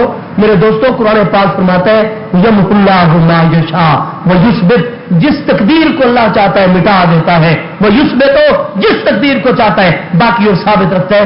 انہ ام الکتاب، فرمایا لوح محفوظ اور تقدیر کا معاملہ تو اللہ کے قبضہ قدرت میں، جس چیز کو چاہتا ہے مٹا دیتا ہے۔ تو یہ جو یمحلہ کا لفظ آیا ہوا ہے کہ جس تقدیر کو چاہتا ہے مٹاتا ہے، اور یہ مضارع کے ساتھ ہے، تو خدا کے بندو اگر اللہ تعالیٰ تقدیروں کو بدلتا ہی نہیں مٹاتا ہی نہیں تو یمحلہ کے کلمے قرآن پاک میں اللہ پاک نے کیوں نازل کر دیے؟ دوسرا اٹھاؤ سورہ کہف 16واں پارہ، حضرت خضر علیہ السلام جو ایک بستی سے گزرتے چند بچے کھیل رہے ہیں، نفس زکیہ، اس بچے نے جس نے کوئی گستاخی نہیں کی، کوئی ایذار تکلیف نہیں پہنچائی، نہ حضرت موسیٰ علیہ السلام کو، نہ حضرت خضر علیہ السلام کو، نہ حضرت یوشع بن نون رضی اللہ عنہ کو، لیکن حضرت خضر کیا کرتے ہیں؟ اس کی گردن دبا کر ادھر ہی اس کو قتل کر دیتے۔ اور حضرت موسیٰ علیہ السلام فرماتے ہیں خضر علیہ السلام آپ نے اچھا کام کیا، ایک نفس زکیہ پاکیزہ چھوٹا سا بچہ جس سے کوئی گناہ صادر نہ ہوا تھا، نہ آپ کو کوئی تکلیف دی، نہ میری کوئی گستاخی کی، آپ نے اس کو خامخواہ قتل کر ڈالا۔ جب یہ مقام آیا کہ خضر علیہ السلام نے فرمایا ھذا فراق بینی و بینک، موسیٰ علیہ السلام میں جو بھی کام کرتا ہوں تم فرق اس پر سوال کر دیتے ہو، اب تمہاری اور ہماری جدائی ہوگی، لیکن میں نے جو کام کیے ان کا نتیجہ تمہیں بتا دوں۔ معاملہ اس طرح ہو، فرمایا امل غلام ہوں، بہرحال وہ بچہ جو میں نے قتل کیا تھا، فرمایا میں اس کی تقدیر کو پڑھ چکا ہوں، میرے علم میں آ چکی تھی۔ یہ بڑا ہوتا، یہ بڑا کافر بنتا اور کافروں کا بہت بڑا مبلغ بنتا۔ یہ اپنے والدین کی اکلوتی اولاد ہے، اور والدین کو بھی یہ یرہقہما، یہ ان کو بھی کفر اور طغیانی کی طرف کھینچ کر لے جاتا، اس کی محبت میں وہ بھی کافر ہو جاتے ہیں۔ فرمایا یہ بھی کفر پر مرتا، دائمی جہنمی بنتا، اس کے والدین بھی، اور جن میں یہ تبلیغ کرتا وہ سارے دائمی جہنمی بنتے چلے جاتے ہیں۔ فرمایا ہم نے پڑھ لیا اس کی تقدیر کو، تو اس کا جہنمی ہونا، اس کے والدین کا جہنمی ہونا، اس کی وجہ سے یہ سارا کچھ تقدیر کے اندر لکھا جا چکا تھا۔ فرمایا ہم نے ارادہ کیا اس کو بھی جہنم سے بچا لیں، اس کے والدین کو بھی اور باقیوں کو بھی جہنم سے بچا لیں۔ فرمایا ہم نے اس کو نابالغی اور چھوٹے پن کے عالم میں، کم سنی کے عالم میں قتل کر ڈالے، نہ یہ بالغ ہوگا، نہ بڑا ہوگا، نہ کفر کی تبلیغ کرے گا۔ جب یہ نابالغی کے عالم میں تو اسے بھی بچا لیا، اس کی وجہ سے اس کے والدین کو بھی، باقی اہل معاشرہ اور اہل علاقہ کو بھی بچا لیا۔ اور فرمایا ہم نے اللہ تعالیٰ کی بارگاہ کی طرف توجہ کی ہے، یبدلہما ربہما، فرمایا اس کے والدین کے لیے ان کا رب تعالیٰ اب ہماری وجہ سے مہربانی کرے گا، اس کی جگہ ایک ایسا بدل کر بیٹا دے گا جو اللہ کا بھی ولی اور فرما بردار بندہ ہوگا، اقرب رحمہ، اور اپنے والدین کی بھی بہت زیادہ خدمت کرنے والا ہوگا۔ تو ہم نے غلط کام کیا یا ٹھیک کام کیا؟ میرے دوستو تقدیر میں تو سارا کچھ آ چکا تھا جس کو خضر علیہ السلام نے ملاحظہ کیا۔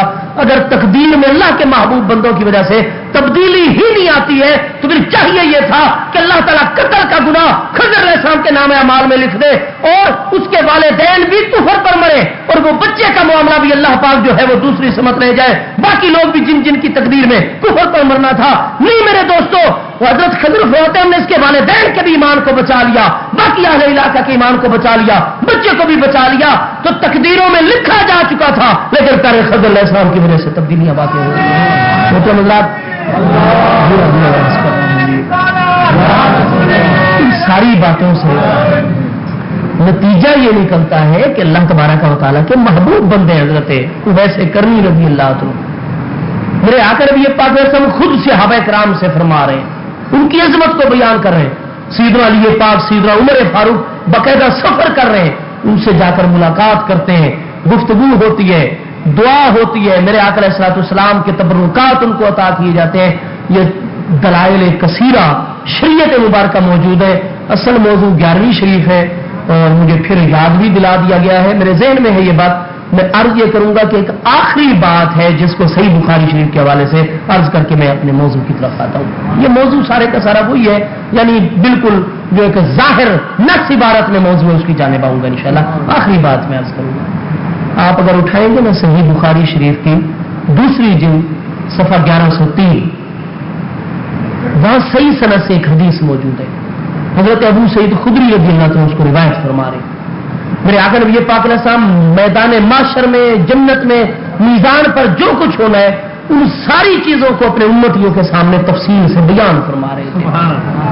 فرمایا اللہ پاک کے محبوبوں کی ایک جماعت ہے جن کو بلا حساب و کتاب اللہ پاک جنت میں داخل فرما دے گا۔ بخاری میں ہے دوسری جلد میں صحیح سند سے، फलम्मा राऊ अन्नाहुम कद नजू, जब ये लोग देखेंगे कि इनकी तो निजात हो चुकी, अल्लाह ताला ने बख्शिश मगफरत फरमा दी बिला हिसाब किताब, फरमाया इनकी निजात हो गई है, ये जन्नत में अपने मामलात में नहीं मशगूल हो रहे, ये फौरन मीजान पर आकर अल्लाह पाक की बारगाह में एक बात अर्ज कर, अल्लाह पाक बेशक हमारी निजात हो गई, हमारी तूने मगफरत फरमा दी, अपना फजल व करम फरमाया, लेकिन अल्लाह पाक हम यहीं से देख रहे हैं कि जहन्नम के अंदर कितने सारे लोग मौजूद हैं, युसल्लूना माना, जो हमारे साथ दुनिया में नमाजें पढ़ा करते थे, युसल्लूना नमाज पढ़ते थे, माना हमारे साथ, बिदस युसल्लूना माना हमारे साथ दुनिया में रोजे रखते थे, यहुज्जूना माना हमारे साथ हज किया करते थे, या मालूना माना और दुनिया में हमारे साथ नेक अमाल बजा रहा करते थे, हमारी सोबत में रहते थे। वो किसी भी सबब से कोई नीयत की खराबी, कोई ऐसी चीज लायक हो गई, या अल्लाह वो जहन्नम के मुख्तलिफ तबकात में पहुंच गए, हमारे साथ रहते थे इन नेक कामों में, हम जन्नत में हो और हमारे साथ वाले और सोबत वाले, हमारी मैयत निस्बत और ताल्लुक वाले जहन्नम में हो, या अल्लाह हमें ये चीज पसंद नहीं है। अल्लाह पाक का इरशाद गिरामी ये नहीं होगा, मेरे आका सामने ये नहीं फरमाया, अल्लाह पाक फरमाएगा जाओ अपना काम करो, अपने अपने तबकात में चले जाओ, मैं कादिर कय्यूम हूं, मैंने उनको जहन्नम में भेजा है उनके करतूतों के बहस, फला फला कमी और कोताही के बहस, तो कौन होते हैं उनके मसले में कलाम करने वाले और मेरे इरादे के अंदर और मेरे काम में दखल देने वाले? नहीं मेरे दोस्तों, अल्लाह पाक कोई नाराजगी का इजहार नहीं फरमाएगा। बुखारी शरीफ में सही सनद से और बाकी कुतुब हदीस में सही सनद से ये हदीस है, मैं आकर ये पाक ने फरमाया, जब वो अल्लाह पाक की बारगाह में ये अर्ज करेंगे कि वो तो हमारे साथ दुनिया में रहते थे, नमाजें रोजे हज नेक अमल हमारे साथ करते थे, अल्लाह पाक फरमाएगा इज़हबू, अच्छा तुम आ गए हो, वो तो अपने आमाल और नताइज के बाद जहन्नम में चले गए हैं, मुख्तलिफ तबके में, जाओ उनके पास चले जाओ, जहन्नम के अंदर चले जाओ और वहां जाकर मन वजदतुम फी कल्बे ही कदरा दीनार मिनल ईमान फअखरिजूहु, जाओ उनके तबकात में उनके दिलों को जाकर टटोलो, जिसके दिल में एक दीनार के बराबर ईमान पाओ, निकाल कर अपने साथ जन्नत में ले जाओ, अखरिजूहु, तुम भी जाओ और उनको निकालो। हदीस पाक में मेरे आका ने फरमाया वो तो जहन्नम है, दुनिया की ये आग रोजाना सुबह शाम 70 मरतबा उससे पनाह मांगती है, और वह जब ये अल्लाह के महबूब जहन्नम में जाएंगे, उस जहन्नम की आग की ये जरूरत नहीं है कि अल्लाह के महबूबों को कोई नुकसान होगा, वो चले जाएंगे उनके पास, जिसके दिल में दीनार के बराबर ईमान पाएंगे, निकाल कर अपने साथ जन्नत में ले जाएंगे, उनको पहुंचाकर दोबारा फिर अल्लाह पाक की बारगाह में मेरे आका नबी बुखारी शरीफ में हदीस है सही सनद से, या अल्लाह वो जिनके दिलों में तो दीनार के बराबर मिकदार में था ईमान, उनको तो निकाल कर हमने पहुंचा दिया, बाकी कई लोग मौजूद हैं रहते हमारे साथ थे और उनके दिलों में दीनार से कम ईमान है, जहन्नम के फला तबके में, या अल्लाह वो जहन्नम में और हम जन्नत में, हमें राहत नहीं आएगी। अल्लाह पाक नहीं फरमाएगा कि एक मरतबा तुम्हारी बात को मान लिया, मैंने कैद लगाई थी कि एक दीनार के बराबर अगर थोड़ा ईमान है तो अब मैं तुम्हारी बात क्यों मानूं, लेकिन नहीं मेरे दोस्तों, अल्लाह पाक की जानिब से फिर अपने बंदों की उस बात को मान लिया जाएगा, करम नवाजी, लइन सालानी लाओ तयन्नऊ, जो कुछ मांगेंगे मैं अता करूंगा, फरमाया इज़हबू, जाओ उनके पास भी, मन रफ, तुम जिसको पहचानते हो ना कि तुम्हारे साथ उसने नमाज पढ़ी थी, तुम्हारे साथ कभी रोजा रखा था, तुम्हारे साथ हज पर गया था, या मालूना माना तुम्हारे साथ कोई नेक अमल किया था, तो जाओ इज़हबू, जाओ, मन रफ, तुम जिसको पहचानते हो, वजदतुम फी कल्बे ही निस्फा दीनार मिनल ईमान फअखरिजूहु वअदखिलुल जन्नता, जाओ अब जिसको पहचानते हो उसके दिल को टटोलो, जिसके दिल में आधे दीनार के बराबर भी ईमान है, निकाल कर जन्नत में पहुंचाओ, तो उनको निकालेंगे, पहुंचा दिए जाएंगे जन्नत में, वो फिर अल्लाह के महबूब बंदे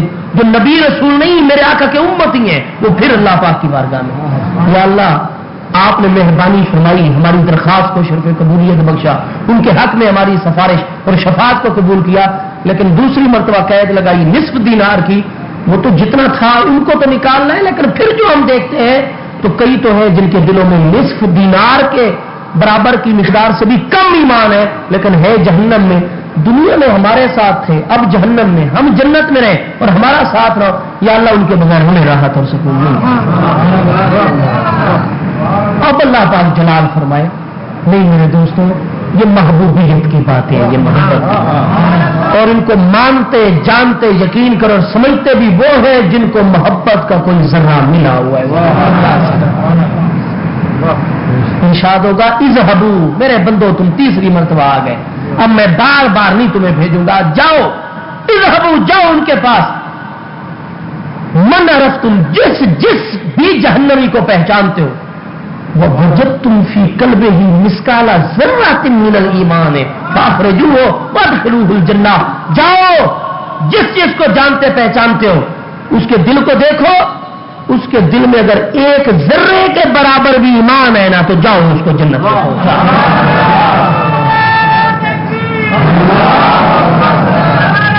حضرات یہ نہیں ہے صحیح بخاری شریف میں حدیث پاک، صلاح عام ہے یاران نقطہ کے لیے، آپ لے آئیں بخاری شریف میں بھی نکال کر دیتا ہوں، مبارک مقام دکھاتا ہوں آپ کو، پوچھیے جو حدیث پاک پڑھاتے ہیں یا حدیث پاک پڑھتے ہیں نہیں ہے یہ صحیح بخاری شریف کی دوسری جلد میں صحیح سند کے ساتھ حدیث پاک حضرت ابو سعید خدری رضی اللہ عنہ سے مروی، صرف رفع یدین کی حدیثیں یاد کی ہوئی ہیں، پوچھیے آمین کی بخاری شریف، یہی مقامات یاد ہیں، باقی نہیں پڑھتے ہیں بخاری شریف۔ میرے دوستوں سب سے پہلی بات تو یہ ہے دنیا کی مصیبتیں بڑی ہیں یا وہ آخرت اور جہنم والی مصیبت بڑی ہے؟ اللہ کے بندوں جو اللہ کے محبوب بندے ہیں، تمہاری اخروی سب سے بڑی مصیبت کبرا کو جو ٹالنے کا سبب بن سکتے ہیں، چھوٹی مصیبتیں ان کے ارادے کے اور ہمت کے آگے کیا حیثیت ہے؟ تم کہتے ان کا کوئی مقام ہے، جاہت ہی نہیں ہے اللہ پاک کی بارگاہ میں، ہاں جی، اور ان کا مقام یہ ہے کہ وہ جہنمیوں کو اپنے تعلق والوں کو جنت میں چاہتے۔ دوسرا یہ پتا چلا کہ حدیث میں تو یہ الفاظ ہے یصلون معنا، یحجون معنا، یعملون معنا، یصومون معنا، وہ نماز بھی پڑھتے تھے، روزے بھی رکھتے تھے، حج بھی کرتے تھے، سارے نیک اعمال کرتے تھے، لیکن اس کے باوجود کوئی نہ کوئی کمی ایسی لگ گئی تھی جس کی وجہ سے جہنم میں چلے گئے۔ لیکن جہنم سے نکل کر کیا نمازوں کی وجہ سے آئے؟ کیا روزے کی وجہ سے جنت میں آئے؟ کیا حج اور زکات کی وجہ سے آئے؟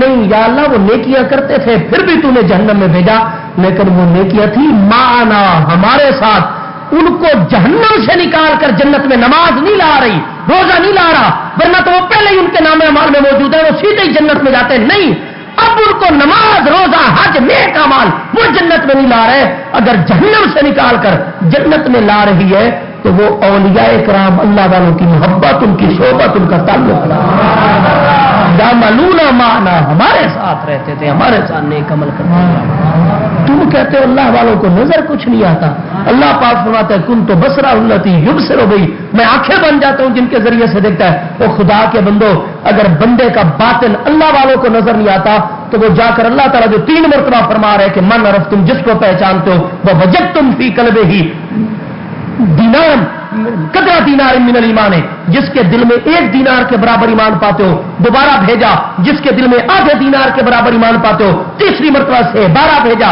جس کے دل میں مسکالہ ذرۃ، 1 ذرے کے برابر ایمان پاتے ہو۔ اگر اللہ والوں کو بندوں کے ایمانوں کا درجہ اور دل کے حالات نظر ہی نہیں آتے تو وہ جہنم میں جا کر ان کے دلوں کو دیکھ کر ایمان کو پہچان کیسے لیتے تھے؟ معلوم ہوا بعد از وصال یہ ساری کاروائیاں ہو رہی ہیں نا میرے دوستو، اللہ والوں کے نگاہوں سے یہ ہمارے دلوں کی دنیا پوشیدہ نہیں رہ رہی ہے۔ وہ جانتے ہیں اس کے دل میں کتنا ایمان ہے، اس کے دل میں کتنا ایمان ہے، اس کے دل میں کتنا ایمان ہے۔ میرے دوستو اگر اللہ پاک کے محبوبین کا کوئی مقام ہی نہیں ہے تو میرے مصطفیٰ علیہ السلام یہ ساری باتیں کیوں فرماتے ہیں؟ اور میں نے آیت پڑھی تھی خطبے میں، ما آتاکم الرسول فخذوہ، اگر کوئی شرک کہتا ہے 1 مرتبہ نہیں، اس کو جو تسکین شرک کے فتوے لگانے سے ہوتی ہے میرے دوستوں وہ کروڑوں مرتبہ کہہ لیں۔ ہم تو نہیں کسی کی زبان روک سکتے، لیکن ہم اعتقاد وہی رکھتے ہیں جو اللہ کی پیاری کتاب اور اس کے پیارے رسول علیہ السلام نے ہمیں عطا فرما دی ہے، اور یہی چیز ہی ہمارے لیے کافی ہے۔ ہمیں تو ہے بس ان کی نظر میں سرخرو ہونا، زمانے کا ہے کیا ناصر، بھلا جانے برا جانے، ہمیں کسی سے پاس ہی نہیں ہے، کوئی بارگاہ ہے ہمارے اوپر راضی رہے، ہمارا تعلق انہیں بارگاہوں کے ساتھ رہے۔ میرے دوستو اسی مبارک جماعت کے ایک رکن رکین اور فرد فرید حضور سیدنا شیخ محی الدین عبد القادر جیلانی، حضور غوث اعظم رضی اللہ عنہ، یہ غوث العظم نے الغوث العظم کیوں کہا جاتا ہے؟ میرے دوستو، اللہ پاک کی بارگاہ میں غیر انبیاء کے لیے جو مقام و مرتبے اللہ پاک نے محبوبیت اور قرب کے درجات رکھے ہیں روحانیت کے، ان میں سب سے اعلیٰ ترین مقام غوثیت کبریٰ ہے. اور آپ اپنے زمانے اقدس سے لے کر حضرت سیدنا امام مہدی رحمت اللہ علیہ کے زمانے کے آنے تک، کیونکہ سب سے اعلیٰ ترین مقام جو غیر انبیاء کے لیے اللہ تعالیٰ کی بارگاہ میں ہے غوثیت کبریٰ، آپ امام مہدی علیہ رحمت کی جلوہ گری تک کیونکہ اس مقام غوثیت کبریٰ پر فائز ہے، اس لیے سارے اولیاء زمین نے، اولیاء امت نے آپ کو الغوث العظم، سب سے بڑا غوث جو اس مقام غوثیت کبریٰ پر ہے، اس لیے آپ کو الغوث العظم کہا جاتا ہے. دوستو، اگر آپ نے ان کا مقام علمی دیکھنا ہو، کیونکہ یہی سارے کمالات کی بنیاد اللہ تعالی نے قرار دیا ہوا ہے، بظاہر ایک امی و ان پڑھ بھی ہونا، حضرت صاحب ابریز امام عبدالعزیز طباغ علیہ رحمت جیسی ہستی، تو پھر بھی اللہ تعالیٰ مقام قرب بعد میں دیتا ہے، پہلے علم سے نواز دیا کرتا ہے. علم کمالات کی بنیاد ہے. بزرگوں سے پاک رضی اللہ تعالیٰ کے علم کے لیے ان کی سیرت طیبہ میں بے شک علامہ امام شتروف کی کتاب جو سندن لکھی ہوئی ہے بہجت الاسرار، اس کا خلاصہ و تلخیص کی حضرت شیخ محقق الاطراق سیدی و مرشدی شاہ عبد الحق محدث دہلوی علیہ رحمت نے، امام ملا علی قاری نے نزہۃ الخاطر لکھی. یہ ساری کی ساری کتابیں موجود ہیں. میں بھری ہوئی ہے یہ کتابیں آپ کے کمالات علمیہ سے. ایک بات عرض کروں گا اگر بات مختصر وقت میں کلوز ہو سکے. میرے دوستو، بزرگوں سے پاک رضی اللہ کے زمانے میں محدثین کے امام، اصحاب ظواہر کے امام حضرت امام عبد الرحمن جمال الدین ابن جوزی رحمۃ اللہ تعالیٰ وہ ایسے محدث ہیں، وہ مسلم شریف کی حدیثوں میں سے بھی کئیوں کو انہوں نے موضوع قرار دے دیا. جناب بڑے ناقد محدث اور امام المحدثین تھے اپنے دور کے. وہ لوگ جیسے ہوتے ہیں نا غلط انفارمیٹ کرتے ہیں، ڈس انفارمیشن کا مظاہرہ کرتے ہیں، کئی لوگ ایسے ہوتے ہیں. ملتان شریف میں میں نے پچھلے دنوں ربیع الاول شریف کے آغاز سے پہلے 2 گھنٹے جناب بیان کیا اور 1.5 گھنٹہ تک میں سوالوں کے جواب بعد دیتا رہا. ایک ہی موضوع 2 گھنٹے میرا بیان تھا کہ میرے آقا نبی پاک علیہ السلام کے والدین کریمین مومن ہے، پکے جنتی ہیں. دوسرے دن ہی مجھے ٹیلی فون آیا بہاری سے کہ سالوی صاحب وہ رات ایک آدمی ملتان میں تھا، آپ نے بیان محلہ سمیجہ آباد میں کیا ہے عبدالعزیز بھائی کے ہاں دعوت اسلامی کے جو وہاں نگران ہے؟ میں نے کہا جی بالکل کیا ہے، عزیز بھائی کے پاس کیا ہے. وہ کہتے ہیں جی آپ کے عقیدوں کو کیا ہو گیا؟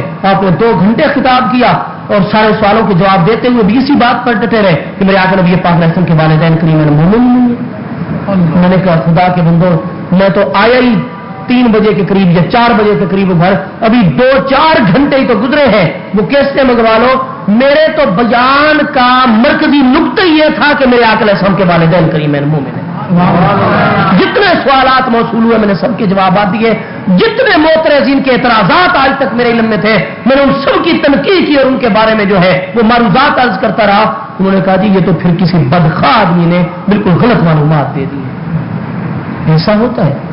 حضرت جمال الدین محدث عبد الرحمان کی خدمت میں بھی امام جوزی ابن جوزی کئی لوگ غلط معلومات پہنچاتے. خوش قسمتی یہ ہوئی کہ وہ لوگ جو آپ کے حلقہ حدیث میں شامل تھے ان کو اتفاق ہوتا تھا حضور سیدی غوث اعظم رضی اللہ عنہ کی خدمت میں جانے کا بھی. جب ان کے علم میں آیا کہ ہمارے استاد صاحب کوئی صحیح نظریہ نہیں رکھتے حضور غوث پاک رضی اللہ عنہ کے بارے میں، انہوں نے بار بار دل اصرار دعوت دی. حضرت ابن جوزی راضی ہو گئے کہ ٹھیک ہے میں شیخ کی خدمت میں جاتا ہوں اور آج ان کا خطاب سنتا ہوں. آئے تھوڑی دیر بیٹھے. آپ کا طریقہ تھا آپ ہفتے میں 3 خطابات رات کو فرماتے تھے، 3 راتوں میں، ہفتے میں 3 دن. 100 علماء ایک مجلس میں گنے گئے جو کتاب قلم دوات لے کر آپ کا خطاب لکھتے تھے اور ارشادات لکھتے تھے. باقی سامعین کتنے ہوتے تھے عوام اس کا اندازہ خود لگا لو. جہاں علماء 100 موجود ہیں.